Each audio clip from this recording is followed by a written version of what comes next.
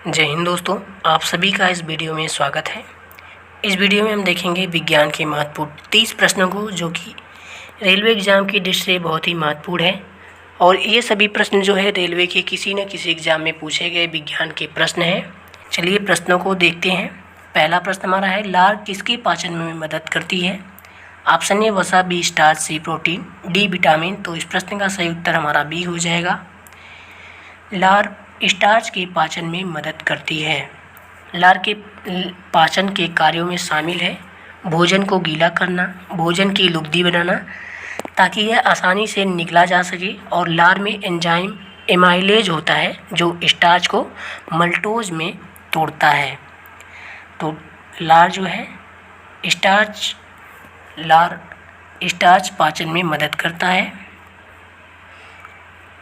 अगला प्रश्न हमारा प्रश्न नंबर 2, मनुष्य के उपयोग के लिए कार्बनिक भोजन को बेहतर क्यों माना जाता है?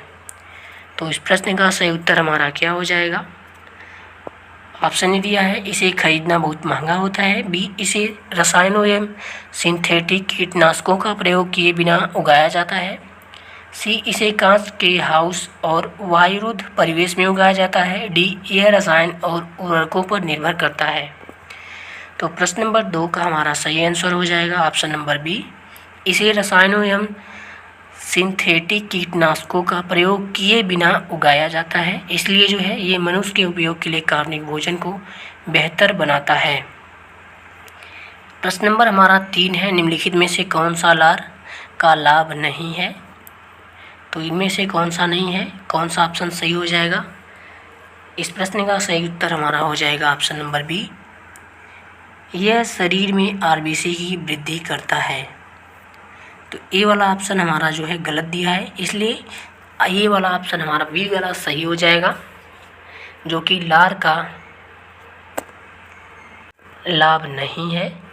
ये लार का लाभ कौन कौन से हैं? तो यह निगलने में मदद करता है, यह मुख तथा दांतों को साफ रखता है, यह होठों तथा जीवा की गति को अनुकूल बनाकर बोलने में मदद करता है।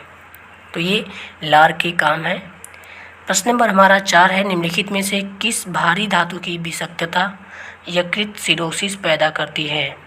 तो ऑप्शन ए है कॉपर, बी लेड, सी बुध, डी जिंक। तो इस प्रश्न का सही उत्तर हमारा क्या हो जाएगा? इस प्रश्न का सही उत्तर हो जाएगा ऑप्शन नंबर जो है ए वाला कॉपर। कॉपर जो है, कॉपर भारी धातु की विषाक्तता यकृत सिरोसिस पैदा करता है।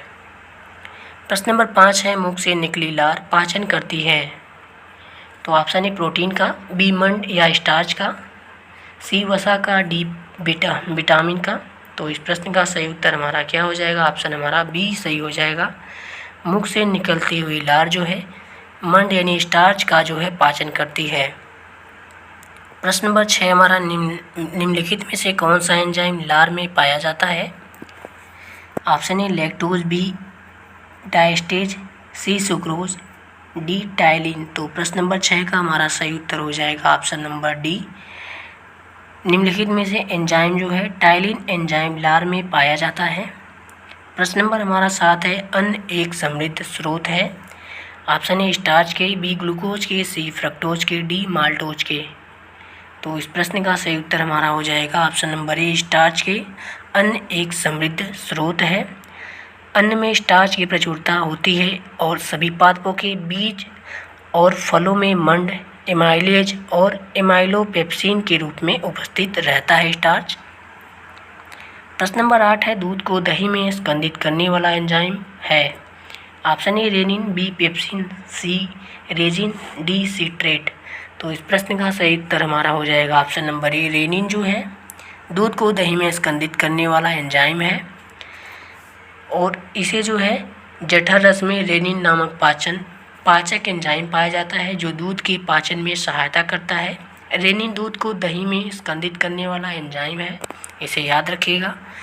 प्रश्न नंबर हमारा 9 है, किसकी उपस्थिति के कारण गाय के दूध का रंग पीला होता है?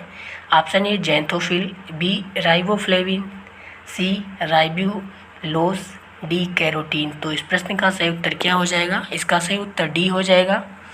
कैरोटीन की उपस्थिति के कारण जो गाय का दूध होता है वो पीले रंग का होता है। प्रश्न नंबर 10 हमारा है खट्टे दूध में होता है, तो इसमें से क्या होता है? एस्टिक एसिड या फिर टार्टरिक एसिड या फिर सिट्रिक एसिड या फिर लैक्टिक एसिड। तो इस प्रश्न नंबर जो है 10 का सही उत्तर हमारा हो जाएगा ऑप्शन नंबर जो डी वाला, लैक्टिक एसिड दूध में, खट्टे दूध में उपस्थित होता है।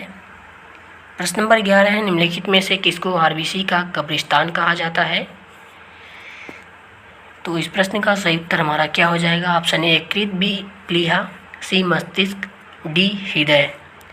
तो इसका सही उत्तर हमारा हो जाएगा ऑप्शन नंबर बी वाला, प्लीहा को आरबीसी यानी रेड ब्लड का जो है कब्रिस्तान कहा जाता है। आरबीसी का कब्रिस्तान जो है प्लीहा को कहा जाता है। प्लीहा अमाशय तथा तंतुपट्ट के बीच में यकृत की बाईं ओर स्थित लगभग 12 सेमी का लंबे गहरे लाल रंग की संकरी एवं चपटी सी लसिका ग्रंथि होती है और इसी को जो है कब्रिस्तान, आरबीसी का कब्रिस्तान कहा जाता है। इसमें जो है टूटे फूटे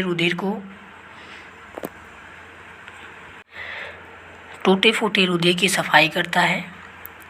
प्रश्न नंबर हमारा अगला है प्रश्न नंबर 12, मानव शरीर का सबसे बड़ा अंग कौन सा है? ऑप्शन ए हृदय, बी मस्तिष्क, सी यकृत, डी गुर्दा। तो प्रश्न नंबर 12 का सही उत्तर हमारा हो जाएगा ऑप्शन नंबर सी, यकृत जो है मानव शरीर का सबसे बड़ा अंग होता है। मानव शरीर का सबसे आंतरिक अंग यकृत जो कि लीवर होता है, यह शरीर की सबसे बड़ी ग्रंथि है। यह 15 से 22 सेमी लंबा होता है और इसका भार 1.5 किलोग्राम होता है। इसका प्रमुख कार्य क्या होता है? तो पित्त का स्रावन यहाँ से होता है और एमिनो अम्ल का डिमिनेशन, यूरिया का संश्लेषण, विषैले पदार्थों से विषहरण और विटामिनों का संश्लेषण इत्यादि यकृत के कार्य हैं। प्रश्न नंबर 13 है अस्थियों और दांतों में मौजूद रासायनिक द्रव्य है। प्रश्न नंबर 13 का सही उत्तर हमारा क्या हो जाएगा? अस्थियों और दांतों में मौजूद जो रासायनिक द्रव्य है उसे हम कैल्शियम फास्फेट कहते हैं। तो ऑप्शन ए वाला हमारा सही हो जाएगा। प्रश्न नंबर हमारा 14 है निम्नलिखित में से कौन सा एक किसी भी पाचक एंजाइम का स्रावन नहीं करता है? तो ऑप्शन ए यकृत, बी लार ग्रंथि, सी क्षुद्रांश की ग्रंथियाँ, डी अग्नाशय। तो इस प्रश्न का सही उत्तर हो जाएगा ऑप्शन नंबर जो है यकृत। यकृत जो है किसी भी पाचक एंजाइम का स्रावन नहीं करता है। पित्त का लगातार स्रावन करना यकृत का प्रमुख कार्य है। यद्यपि पित्त में पाचक एंजाइम नहीं होते हैं, फिर भी यह पाचन में, विशेषतः वसाओं के पाचन में महत्वपूर्ण भाग लेता है। प्रश्न नंबर हमारा 15 है भोजन को नली से होते हुए धकेलने के लिए नाल की मांसपेशियों के अस्तर के लयबद्ध संकुचन को कहते हैं। तो क्या कहते हैं? क्रमाकुंचन, बी सरलीकरण, सी बिंदुस्राव, डी कोई विकल्प सही नहीं है। तो इस प्रश्न का सही उत्तर हमारा हो जाएगा ऑप्शन नंबर ए, क्रमाकुंचन कहते हैं भोजन को नली से होते हुए धकेलने के लिए जो मांसपेशियां होती हैं क्रमाकुंचन कहते हैं। प्रश्न नंबर हमारा 16 है कार्बोहाइड्रेट के अलावा हमारे आहार में ऊर्जा का एक प्रमुख स्रोत होता है। तो इस प्रश्न का सही उत्तर हमारा क्या हो जाएगा? इस प्रश्न का सही उत्तर हमारा हो जाएगा ऑप्शन नंबर बी, वसा। कार्बोहाइड्रेट के अलावा वसा जो है हमारे आहार में ऊर्जा का एक प्रमुख स्रोत होता है। यद्यपि कार्बोहाइड्रेट त्वरित ऊर्जा के लिए प्रयोग होता है और वसा जो है दीर्घावधि ऊर्जा के लिए रूप में प्रयोग किया जाता है। कार्बोहाइड्रेट के अलावा हमारे आहार में ऊर्जा का प्रमुख स्रोत फैट यानी वसा भी है। प्रश्न नंबर हमारा 17 है मानव शरीर अपनी अधिकांश ऊर्जा वनस्पति भोजन से किस रूप में प्राप्त करती है? ऑप्शन ए प्रोटीन,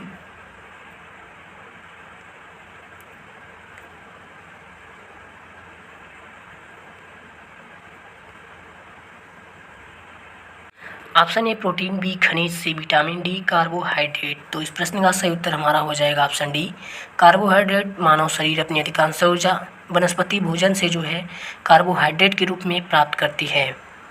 प्रश्न नंबर 18 है हमारे शरीर में ऊर्जा निम्न में से कौन देता है? ऑप्शन ए विटामिन, बी जल, सी कार्बोहाइड्रेट, डी प्रोटीन। तो प्रश्न नंबर 18 का हमारा सही उत्तर हो जाएगा ऑप्शन नंबर सी, कार्बोहाइड्रेट जो है हमारे शरीर को ऊर्जा देता है। प्रश्न नंबर 19 है, एक खिलाड़ी या एथलीट को निम्नलिखित में से किससे शीघ्र और अधिक मात्रा में ऊर्जा मिल सकती है?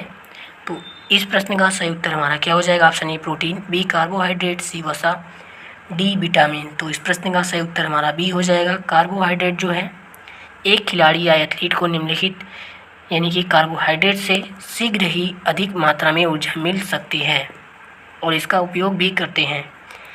प्रश्न नंबर 20 है, दूध में कौन सा प्रोटीन शर्करा युग्म होता है? Option A casein sucrose, B casein lactose, C ferritin maltose, D albumin glucose. तो इस प्रश्न का सही उत्तर हमारा हो जाएगा ऑप्शन बी केसिन लैक्टोज। दूध में प्रोटीन शर्करा युग्म होता है केसिन और लैक्टोज का। प्रश्न नंबर 21 है, फलों का मधुर या मीठा स्वाद किसके कारण होता है? ऑप्शन ए लैक्टोज या फ्रक्टोज या फिर मल्टोज या फिर रिबोज। तो इस प्रश्न का सही उत्तर क्या हो जाएगा? इसका सही आंसर हमारा हो जाएगा ऑप्शन नंबर बी फ्रक्टोज के कारण जो है फलों का मीठा स्वाद होता है। फ्रक्टोज फलों में पाई जाने वाली एक मोनोसैकेराइड शर्करा होती है जो कि प्रकृति में सबसे मीठी शर्करा है और इसको फल शर्करा भी कहते हैं। लैक्टोज दूध में पाई जाने वाली शर्करा है जबकि माल्टोज शर्करा को अनाज से प्राप्त किया जाता है। प्रश्न नंबर हमारा 22 है, निम्नलिखित में से सबसे मीठी शर्करा कौन सी है? तो इसका सही उत्तर क्या हो जाएगा? इसका सही उत्तर हमारा सी हो जाएगा फ्रक्टोज, हमने आपको बताया। प्रश्न नंबर 23 है, निम्नलिखित में से कौन सी सबसे मीठी शर्करा है? तो इसका भी सही उत्तर हमारा हो जाएगा ऑप्शन नंबर सी फ्रक्टोज। प्रश्न नंबर हमारा 24 है, निम्नलिखित में से किसका संश्लेषण यकृत द्वारा किया जा सकता है? Option A vitamin A, B vitamin E, C vitamin D और ऑप्शन डी विटामिन के। तो इस प्रश्न का सही उत्तर हमारा क्या हो जाएगा? जो कि संश्लेषण यकृत द्वारा किया जाता है किस विटामिन का?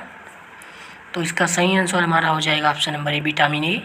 विटामिन ए का संश्लेषण यकृत द्वारा किया जाता है। विटामिन ए एक संश्लेषण जो है यकृत के द्वारा किया जाता है तथा अल्प समय के लिए इसका संचयन भी किया जाता है।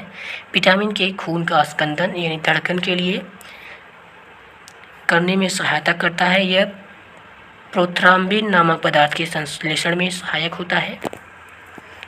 प्रश्न नंबर 25 है, तंतु आहार में शामिल है तो इनमें से कौन सा तंतु आहार में शामिल है? Option A glycogen, B protein, C cellulose, D वसा। तो इस प्रश्न का सही उत्तर हमारा सी हो जाएगा। सेलुलोज जो है तंतु आहार में शामिल है। सेलुलोज एक पॉलीसैकेराइड है जो ग्लूकोज का बना होता है और यह तंतु आहार के रूप में भी लिया जाता है, परंतु इसके पाचन के लिए एंजाइम अनुपस्थित होने के कारण शरीर में इसका पाचन नहीं हो पाता है। प्रश्न नंबर हमारा 26 है, हमारे शरीर में त्वचा की सतह के नीचे मौजूद वसा किसके विरुद्ध अवरोधक का कार्य करती है? तो प्रश्न नंबर 26 का सही उत्तर हमारा क्या हो जाएगा? ऑप्शन ए शरीर से उष्मा की क्षति के लिए हमारे शरीर में त्वचा की सतह के नीचे मौजूद वसा शरीर से उष्मा की क्षति के अवरोधक का कार्य करती है।